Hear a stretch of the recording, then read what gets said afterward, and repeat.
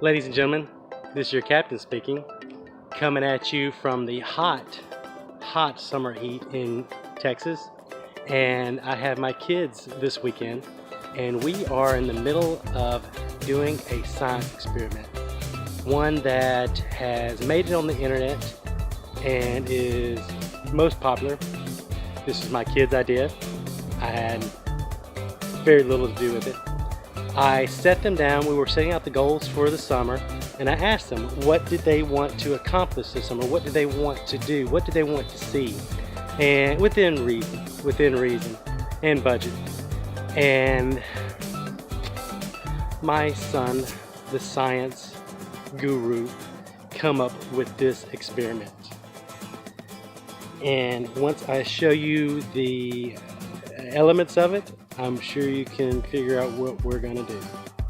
So for this task, we have 2 things of Coke, because I have 2 kids. And this is not all of them, but some of the ammunition.